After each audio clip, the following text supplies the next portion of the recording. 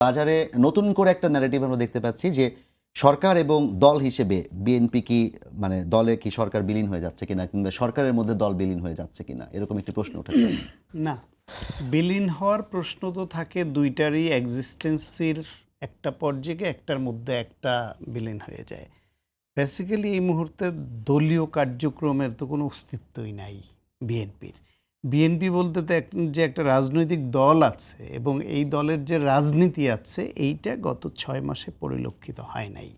এরা সরকার নির্ভর হয়ে গেছে।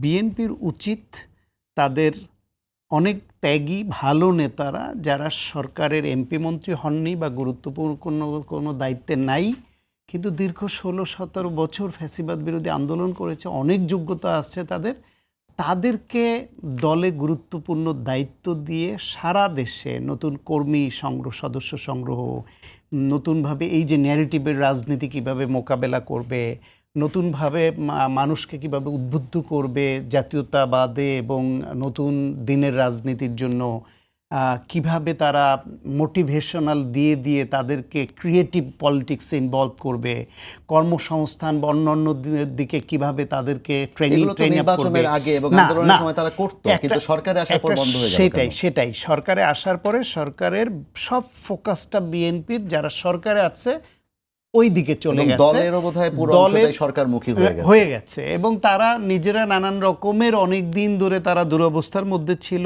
কারো একটু আয় উন্নতি করার চিন্তা আছে, একটু ব্যবসা বাণিজ্য করার চিন্তা আছে, ওই দিকে ঝুঁকে গেছে। ফলে রাজনৈতিক দল হিসেবে বিএনপি এখন একেবারে ইনঅ্যাক্টিভ হয়ে পড়েছে।